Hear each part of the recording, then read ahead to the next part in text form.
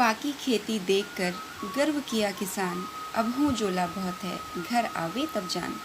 ये कबीरदास जी का एक दोहा है दोस्तों, जिस पे वे कहते हैं कि किसान को भी कभी कभी पकी हुई लहलहाती हुई फसल को देख के ही प्रसन्नता के साथ साथ अभिमान या अहंकार भी हो जाता है, उससे प्राप्त होने वाले लाभ के विषय में सोच के ही। लेकिन कबीर जी कहते हैं अभी तो सफलता मिली भी नहीं, बहुत कार्य और झमेले शेष हैं।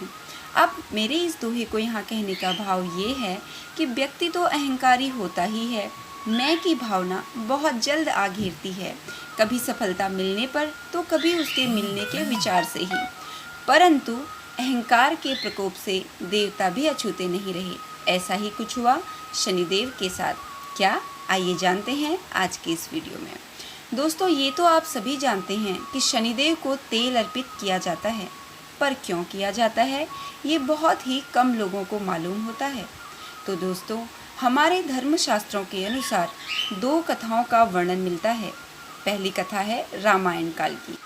माना जाता है कि रावण अपने बल के घमंड में चूर था और इसी मद में उसने सभी ग्रह को बंदी बना लिया और शनिदेव को बंदी ग्रह में उल्टा लटका दिया।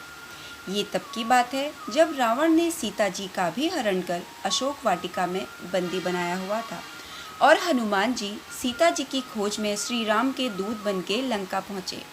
अहंकारी रावण ने हनुमान जी की पूंछ में आग लगा दी।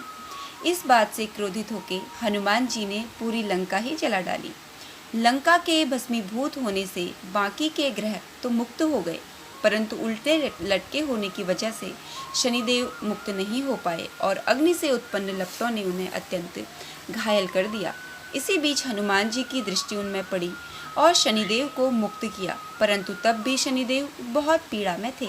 तो हनुमान जी ने अपने आशीर्वाद स्वरूप तेल उन्हें दिया, जिसे शरीर पे लगा के शनिदेव पीड़ा से मुक्त हो गए। तभी उन्होंने ये आशीष वचन कहे कि जो भी भक्त मुझ पे तेल अर्पित करेगा उसे उसकी पीड़ाओं से मुक्ति मिलेगी, और तब से ये परंपरा शुरू हो गई। दोस्तों, ये तो थी एक कथा। दूसरी कथा के अनुसार एक समय की बात है। सूर्यास्त का समय था, शीतल मंद हवा बह रही थी और भक्तिराज हनुमान जी समुद्र तट पे राम सेतु के निकट भगवान राम की भक्ति में लीन थे और उसी क्षण शनिदेव जी वहां पधारे।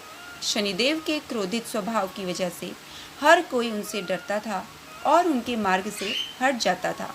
यहाँ तो हनुमान जी ने देखा तक नहीं, क्योंकि वे ध्यान में लीन थे, जिसे शनिदेव ने अपना अपमान समझ लिया और अहंकार के वश में तो वे थे ही। क्रोधित शनिदेव हनुमान जी के समीप पहुंचे और उन्हें युद्ध के लिए ललकारने लगे। इस पर पवन पुत्र ने बड़ी ही विनम्रता से सूर्यपुत्र शनिदेव से कहा, मैं अपने प्रभु की आराधना में लीन हूँ, कृपा कर आप व्यवधान न डालें और कहीं और चले जाएं। परंतु शनिदेव ने ये कहते हुए हनुमान जी का हाथ पकड़ लिया कि मैं जहाँ जाता हूँ वापस लौटना नहीं जानता, फिर मेरा ही वर्चस्व चलता है, और पुनः युद्ध के लिए उन्हें ललकारने लगे। उनके बार बार ऐसा करने पर भी हनुमान जी ने उन्हें कहा कि आप यहाँ से चले जाइए, मेरा राम सेतु की परिक्रमा का समय हो रहा है। परंतु शनिदेव नहीं माने। तब फिर हनुमान जी ने अपनी पूंछ लंबी कर शनिदेव को उसमें लपेटना शुरू कर दिया।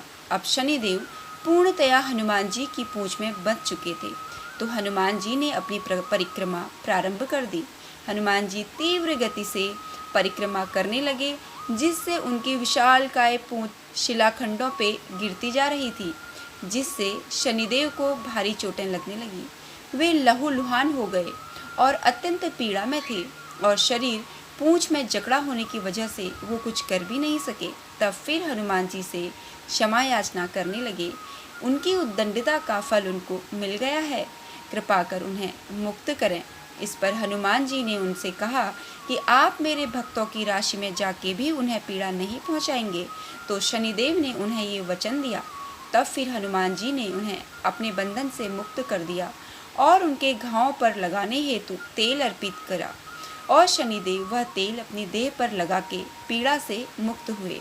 तब शनिदेव ने आशीष वचन कहे कि जो भी भक्त उन्हें शनिवार के दिन तेल अर्पित करेंगे उन्हें वे सभी प्रकार की पीड़ाओं से मुक्त करेंगे और संपदा से संपन्न कर देंगे। तो दोस्तों, ये थी शनिदेव को तेल अर्पित करने के पीछे की कथाएं। उम्मीद करती हूँ आपके ज्ञान में कुछ वृद्धि अवश्य हुई होगी। अगर आपको आज का ये वीडियो पसंद आया तो प्लीज़ मेरे चैनल को सब्सक्राइब करें और वीडियो को लाइक करें। दोस्तों, लास्ट वीडियो था कि शनिदेव की प्रतिमाओं को महिलाओं को क्यों नहीं छूना चाहिए। इस विषय पे यदि आपने ये वीडियो नहीं देखा तो वीडियो का लिंक आपको डिस्क्रिप्शन बॉक्स में मिल जाएगा, आप ज़रूर देखें। दोस्तों, जैसे कि मैं हमेशा कहा करती हूँ कि अन्य जानकारी के साथ साथ आध्यात्मिक विषय पर आपकी जानकारी अवश्य अच्छी होनी चाहिए, ताकि आप आने वाली पीढ़ियों को भी ये ज्ञान दे सकें। अगर आपको लगता है कि किसी खास विषय पे मैं वीडियो बनाऊं और आप तक पहुंचाऊं तो कमेंट बॉक्स में ज़रूर कमेंट करें। आज के लिए बस इतना ही। अपना ध्यान रखें, स्वस्थ रहें। जय श्री राम, जय हनुमान, जय शनिदेव।